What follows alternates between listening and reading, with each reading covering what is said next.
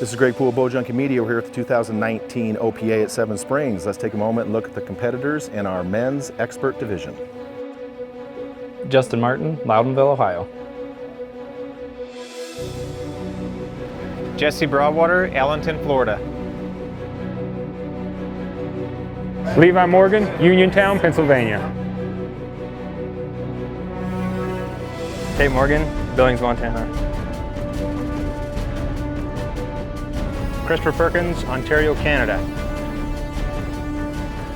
Hey everybody, this is Greg Poole at Bowjunky Media, bowjunkymedia.com. We are at the 2019 OPA event at Seven Springs Resort. This weekend's coverage is brought to you by Easton Archery. I'm here with professional archer David Hauser. All right, David, it's time for the big boys. This is the big show. This is the one that's going to be a knockdown throw out, that's for sure. It is. However, it's probably not going to be a knockdown throwdown for first place because we have. This has been a shock to everybody. Now we all know that Justin Martin can shoot, but he can shoot 3D, but he came in here today and proved that at the OPA he can throw it down too. Justin Martin comes in here at a 426, Tate Morgan at a 418, Jesse Broadwater at a 417, Levi Morgan at a 417, and Christopher Perkins at a 416, who got in on a 14 count over Mike Slosher.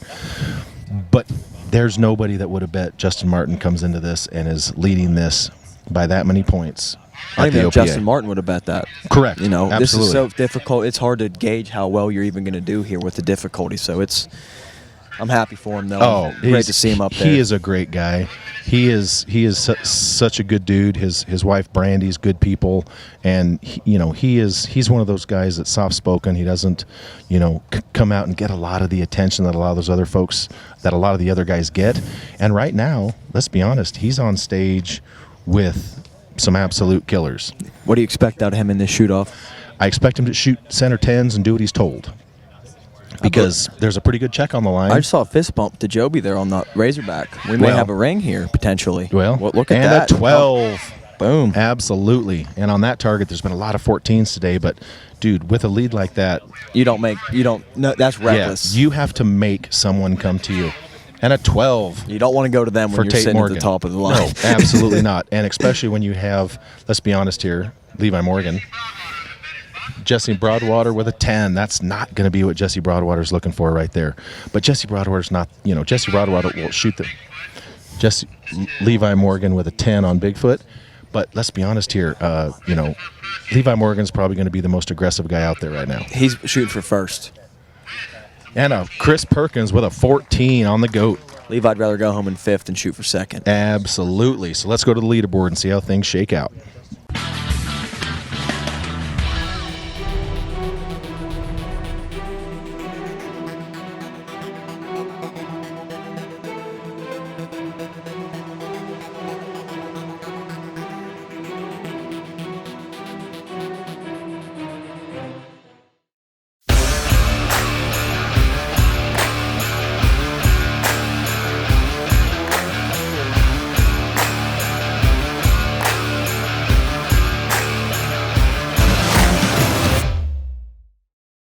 All right, David, we're back at the 2019 Seven Springs Resort. This weekend's coverage brought to you by Easton Archery. This is the 2019 OPA. Levi Morgan on his second arrow throws down the 14 card on the white goat. That does not surprise me one bit. I don't know about you, Greg. Which by chance Chris Perkins had just shot a 14 on. So the question is, are these guys going to be trying to chase down Justin Martin, or are they going to be battling out for second place? These guys are all out here to win. They're shooting for first. No doubt about it. Let's see what happens here. Justin Martin at full draw for a good minute on the bedded buck, and it looks like Justin Martin has himself a good arrow down there. All right, here we go. Darren Christianberry with an 8. Not what Levi wanted. No, not at all. And for those of you wondering, the OPA once again has set the standard with a shooter-elected professional 12 on the Bigfoot for Jesse Broadwater, a shooter-elected professional, Tate Morgan with a 12. So Darren Christianberry was elected by the archers to actually be a arrow caller downrange. An ambassador, essentially. Exactly. And an 8 for Justin. 8 for Justin Martin. That's not what he needs to be looking for. So Chris Perkins looks like he threw the 14 around. And a 14. That's 2 14s in a row for Chris Perkins. That's Chris Perkins, though. Oh. In a shoot-off, he's the guy that shoots at the 14s when he's leading. He absolutely is. Let's go to the leaderboard and see what kind of moves are taking place.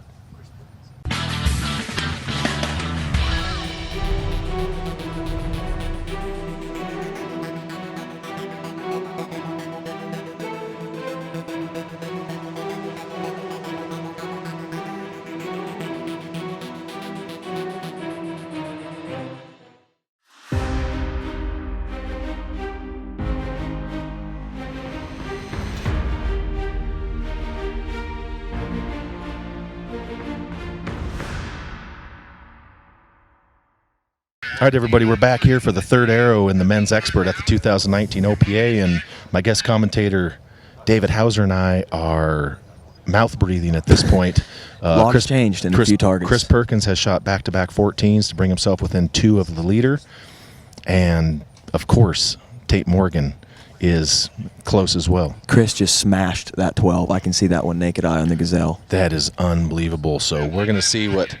It looks like Jesse Broadwater went for a 14 down here on the goat. I see a fist pump. Look who's here helping Jesse Broadwater. Mr. Shane Wills. Shane Wills drove over. 12 on the Gazelle.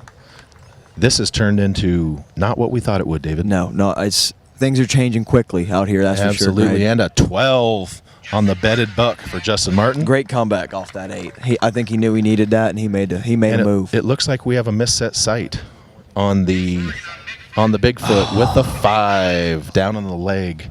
So that's obviously a misset sight right there. 12, and then that hurts.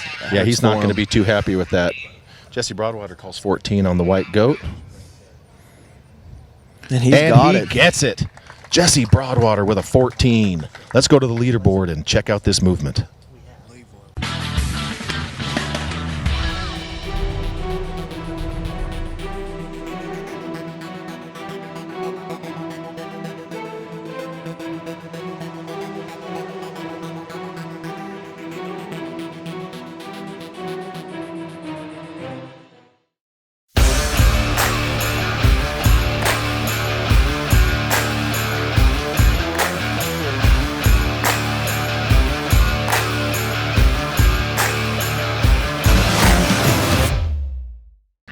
All right, everybody, great. We're here at Bowjunky Media. We're back. This is the 4th arrow in the men's expert at the 2019 OPA. I'm joined by guest commentator David Hauser. Giggity, things are tight. It's getting very tight. I expected this, though. I kind of did. I wasn't, all it takes is someone like Levi or Chris to hit a couple, and they have. But really, all it takes for Justin at this point is for them to miss one and him keep doing what he needs to do, but they're not missing. No, they're not. And I can't see Levi Morgan. It looks like he might have a 14. He sure does have it down. So does Tate Morgan. Of course, Tate Morgan with that misset sight on Bigfoot really has no choice. He has some extra motivation after that. And it looks like a good arrow for him down there, to be honest. So let's go see what Darren Christianberry has to say here. This is Tate Morgan on the goat with a 14 call. And a 14 for Tate Morgan. That's exactly what you got to do coming back from a misset sight. And he really, great recovery there. A lot of emotions probably, but he's doing what he needs to do. Yep. Justin Martin on Bigfoot. Looks like he has a little bit of a left arrow there. An 8. That's going to hurt. He doesn't Let's need be honest those. here. If you're going to misset your sight on any target here, Bigfoot's the one because it's 8 feet tall. Right. So he literally, those 5 points, that was a gift. He should be thankful for. Yes. 12 on the bedded buck. And I see in preparation, Levi Morgan just threw down his 14 card. Levi with a 14 on the Gazelle. Levi's here to win. Mr. Perkins has not missed a bonus ring yet. I'd like to point that out. 2 14s and 2 12s. Absolutely. Chris wants 14. These guys are not on the messing board. around. No, they absolutely not. Chris wants that title back to back. Let's go to the leaderboard and see how things are shaking out.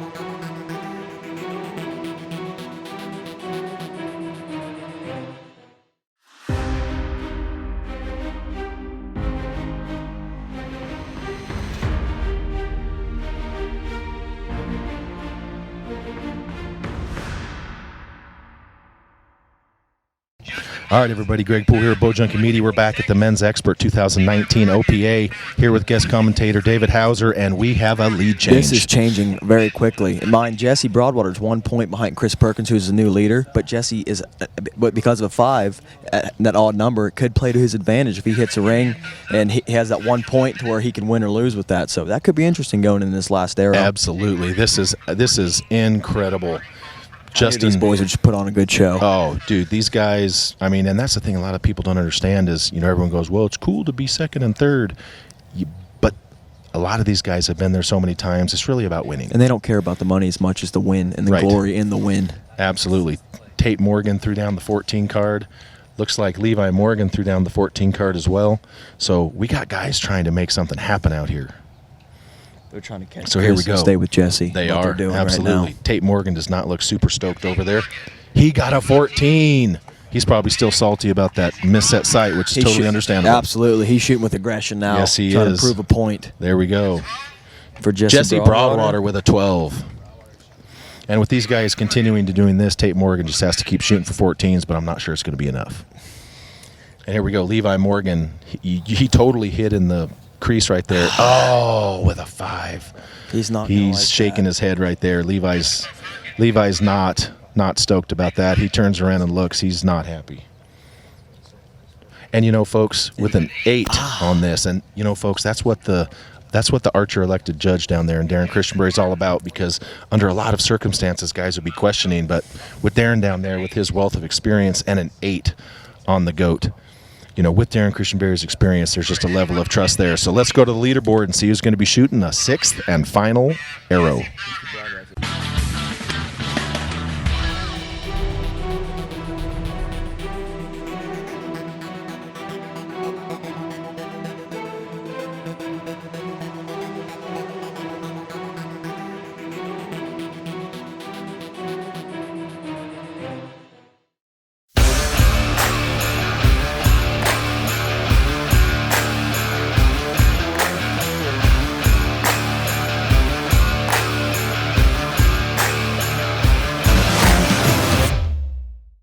All right, everybody, we're back here at the 2019 OPA in the Men's Expert. It has gotten incredibly exciting here with guest commentator David Hauser. This weekend's coverage is brought to you by Easton Archery.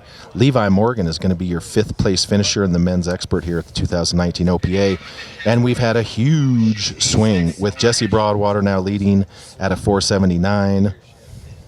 Second place right now is Chris Perkins with a 476. Tate Morgan at a 475, and then Justin Martin, who came into here with a pretty stout lead at a 474. So we are going to have a 6th and final arrow that is going to not only determine everything, but one of the best shooters to ever play the game has a little bit of a lead doing it. And he's probably feeling moderately comfortable, but with Perkins right behind him, we both know what Chris is shooting at. Yes, he we wants, do. He wants that win back-to-back. He's shooting at that 14. Same setup as the previous classes for the 6th there, the turkey. Roughly 39 to 40, so little tiny rings, though, so this is going to be interesting. Absolutely, and they put the turkey back on the same stake, so... They at least turned it the other direction, Right, it's facing the other direction now, but I don't think these guys care. I don't think they care what animal it is. I think all they want to know is how big is the 12, the 14, and the 10. And they know they can hit it, and these guys are, you can, as many rings as they've shot at her, their confidence is building with every arrow, so. Absolutely, and I'll tell you something else that a lot of people might be overlooking right now. The fact that Shane Wills, who just started a new job, congratulations to Shane, was not able to shoot this event, but him and Jesse grew up together. Absolutely. If not for Jesse Broadwater's run of a decade, Shane Wills would have 4 Outdoor Nationals titles. Shane Wills is one of the best archers to ever do it as well, but they're best friends. Absolutely. And so it's got to be a boost of confidence for Jesse to have his buddy drive over from Cumberland and be here with him for this. That's because awesome. That's what it's all about. That is literally what it's all about. And so the leader coming into this event to the shoot-off, Justin, is now going to be shooting last. And this, maybe for the win, most definitely for the podium. Absolutely. I mean, there's no other play here. Trying to go for Jesse, he's probably a little bit far back to try to gun for that, knowing what the guys are coming behind him. But this will determine whether Justin gets to shoot another arrow or makes the podium. I suspect him to go for a 12 here. I do too. I do too. That's Lock really up the podium, especially with the Yep. other guys that are going to be shooting the 14. If they miss, it gives him a spot to move some places. and especially shoot for the top of it. Yep. Because right now he could really shoot himself off the podium with a poorly placed arrow. But bottom line is he needs a ring. That looks like a pretty And good arrow. That naked looks eye, like I'm a pretty not good gonna arrow. lie. Him and Joby with I the hear some fist claps. pump. Joby and Levi Morgan gives him a fist pump. Justin Great with a shot. 12. Good for him. That is he absolutely deserved that after the way he shot this weekend. 426 with 14. That's shooting 2.8s all weekend on that course is that's impressive. Unbelievable. Now Tate Morgan, he had the misset sight for a 5, and so the fact he shot the 14 to get back into this, and he is still in the hunt. You see what's laying on the table or on the podium up there, Greg? I see a bit of pink. I do too. I see a bit of pink up there. And, obviously his girlfriend who just won, Paige Pierce, is there. And we know what kind of aggressive advice Paige Pierce is going to be giving him. It's going to be along the lines of Shoot a 14. Yes. And then Be a probably, man. right. She's literally going to challenge his manhood and tell him if he doesn't shoot for a 14, It's he's- over. Yeah. It's over. He's in the doghouse. He can walk home. Paige is an absolute animal. It's motivation. I don't Absolutely. care who you are. If you have a spouse that shoots at that level, it's motivational. you can't be like, it's okay, you lost. It's like, no, you got to push. Yeah. Which is something that I feel like is an important thing. No question. Second's not okay. It is and it isn't. Correct. And Paige is absolutely intent on looking at this arrow. And he threw down the 14. I don't hear any claps. I don't see Paige giving him any high fives. She was holding binoculars with one hand, which is going to be pretty tough. But Darren Christianberry is going to give that the pro's eye, and we'll see what we see. Oh, it's close, Greg. It is. Using the cards to get some more glare on there to really look at that line. Absolutely is. And Darren Christianberry's been doing this for 100 years. So, and 8 for Tate Morgan. That's going to hurt a little bit right there. But great showing from Tate, especially today. Tate shot his butt off Phenomenal, today. and especially coming back from that misset sight. Applause to him. Yeah. And No. most guys can't bounce back from that and hit some rings. Mentally, that's exactly what it is. Exactly. Jesse Broadwater misset his sight today and shot a 5, not in the shoot down, of course, but in the shoot off, I should say. But out on the course, I was there when he did it. I proceeded to walk through groups after that because, That's what separates the good guys from the great guys. You gotta be able to you put recover. that behind you. got to be able to recover. It's no different than Levi Morgan or any of Danny McCarthy or any of those 3D guys when they drop a 5 and unknown. They're like, oh, got to turn it up now. So here's short-term memory. Absolutely. So here's Chris Perkins. 14 card is on the ground. Yep, Chris Perkins, 14 card on the ground. He's sitting at a 476. He is 3 points behind the leader, Jesse Broadwater. So he's trying to put the real pressure on. Absolutely. Force Jesse to shoot a ring to beat him. And I hear some claps. And looking at the fist pump there from Chris Perkins, you can pretty much tell that he probably smoked that. 14 Great for Chris shot, Perkins. Chris. Jesse Broadwater's just grinning. Chris came in the shoot off in 5th. Yeah, he was now- actually an hour away from here, not knowing he made the shoot down. Had to turn around. Because him and Mike Slosher were tied, and everyone was because of it's kind of ASA rules. They're like, oh, 8s and 12s, and then the OPA's like, well, hold on, there's 14s in play.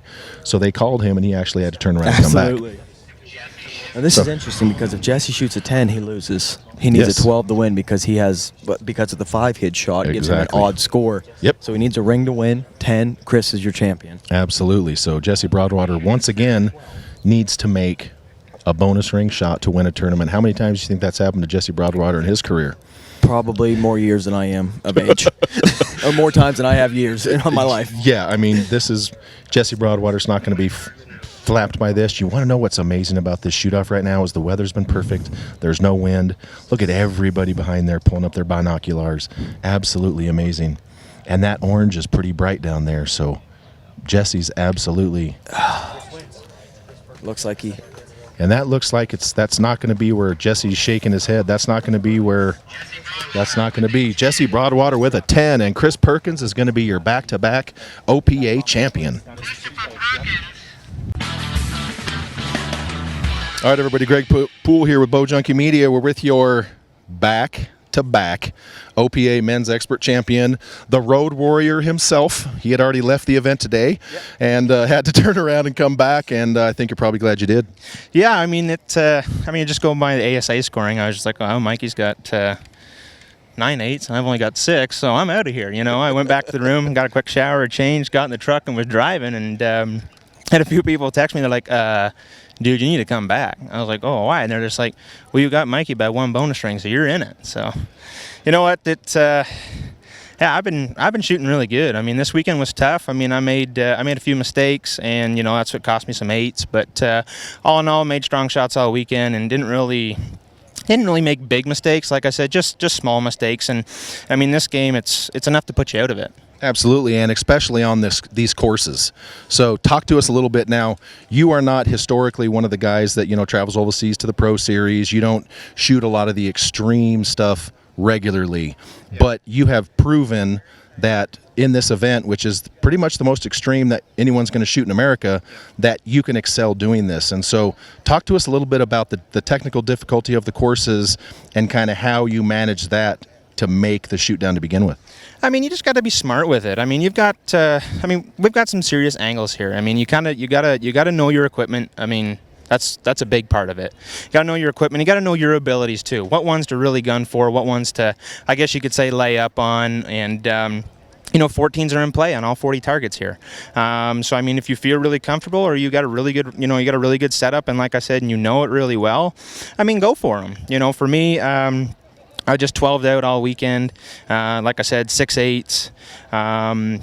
There was a couple 14s that I was like debating on, and I was like, you know what?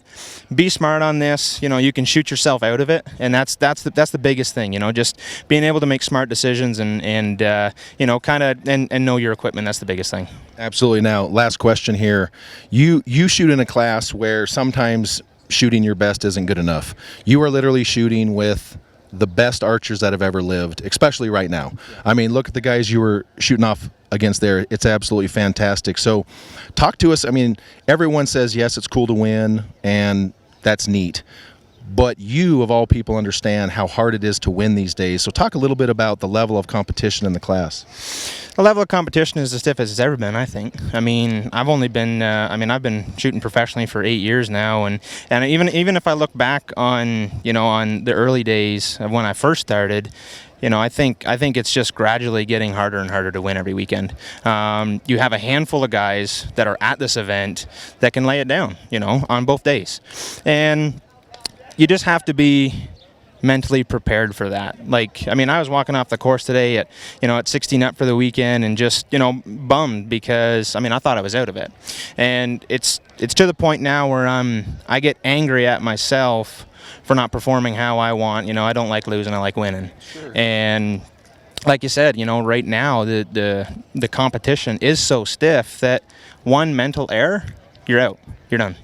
So it's just to be able to stay focused all weekend, all 40 targets, come into the shoot-off, execute exactly what I had written down on my score sheet on what I wanted to do as far as bonus rings, minus Bigfoot. We won't talk about that one. But, it's just, and, on the 6th and final arrow, I told myself, you want to win it or play second? Right. Well, I want to win. So, make a strong shot and hopefully hit the middle. There you go, buddy. Enjoy that deja vu hitting the road again. I appreciate it. Thank you.